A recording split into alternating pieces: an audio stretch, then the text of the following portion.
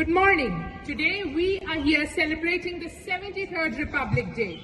We, as the responsible youth of the nation, have planned a talk show for you to discuss our visions for India at the rate 100 and highlight some achievements that have been made so far. Let's see what Dhruv has for us in his vision for India at the rate 100. My vision is a more powerful Indian economy. India's GDP stood at $30 billion in 1950. We have come a long way since. Now we are a $3 trillion economy. The 1991 LPG reforms were a major milestone in this. To be a superpower, we have to be a strong economy. Dhruv, please expound your $5 trillion economy vision. $5 trillion economy seems enormous, right? But sky isn't the limit. Doesn't matter what setbacks the last 2 years have caused. Our economy is leaping up again and showing some drastic effects and changes. Some backbones of the economy, such as the forex, capex, etc., are pushing the limits to get superior. Could you just elaborate that statement? Sure. A rapid growth in the forex piles up its value to $630 billion. Capex has also shown a 12% growth comparing to the pre-pandemic. Local definitely is the key there. Let's move over to Kushagra's vision. My vision is to see India as a superpower in the coming time. With each passing day, India becomes a more important player in the ever-changing dynamics of this multipolar world. Kushagra, could you please elaborate your vision? India had gained a hard-earned independence from foreign rule. Thus, it was natural to pay due emphasis to India's territorial integrity and independence of foreign policy. When it comes to global peace, India is a forefront runner and follows the policy of non-alignment. This has won it several allies, including the Russian Federation, United States of America, Israel, and France. India showed its spirit of humanitarianism during the COVID pandemic, be it by helping nations with vaccines or providing Afghanistan with 50,000 metric tons of wheat.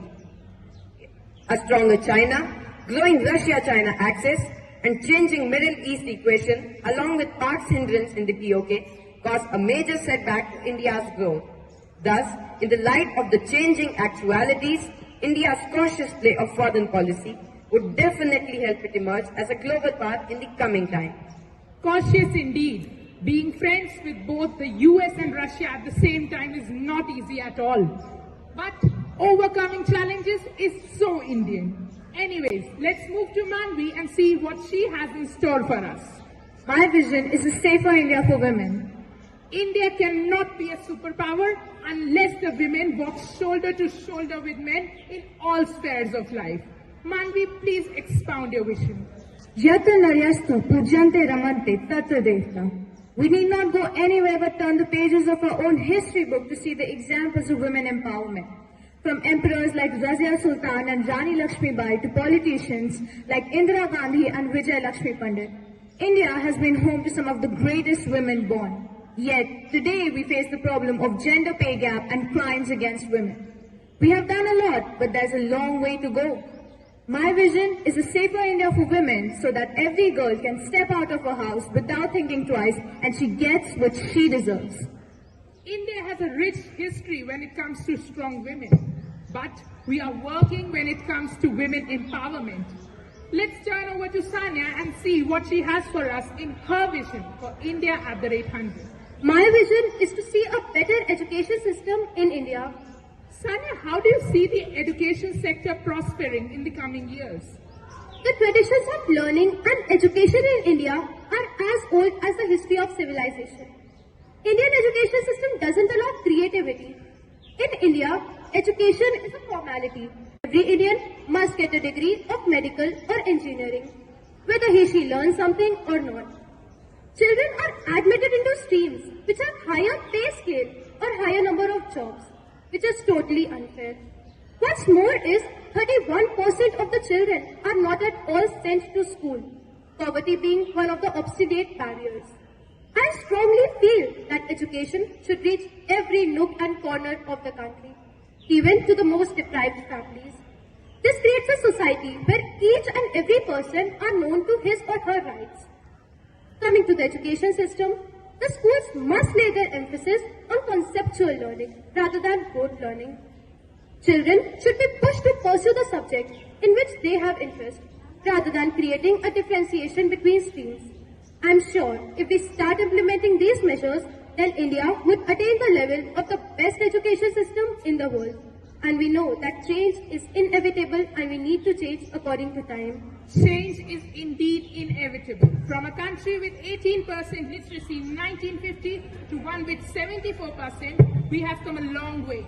But as you say, there's need of substantial changes as far as education is concerned. Let's look at the vision of our last speaker today, Vaibhavi. Well, my vision is to see India as an advanced country as far as science and technology is concerned. India was a scientific state. Ancient India had definitely been a land of great scholars and scientists. Research has shown that from making the best quality steel in the world to inventing the decimal system, India had been actively contributing to the field of science and technology, centuries before modern technologies were even set up. And some of our discoveries in science, like the Ayurveda, the ancient dentistry, the plastic surgery, our very favorite invention of zero, and etc., have been gifted to the rest of the world by India. Yeah, wow, that's a very rich history. But what about the present? Well, even today, India continues to be a scientific superpower, and some of our recent achievements, like the Mars orbiter mission, the development of our ballistic missiles, and acquisition of nuclear weapon capability, and etc., justify the same. I also see a flourishing IT sector ahead of me in some time, and we must explore our potential in biotechnology and semiconductor industries as well. Definitely. A matter of few years and we would be back as the leaders in science and technology. Whatever the vision may be, we have to work hard for our vision. This quote from APJ Abdul Kalam highlights the very role we play here. The best brains of the country can be found on the last benches of the classroom. Let's all work hard for our visions. This was Daksh Sengar. Thank you.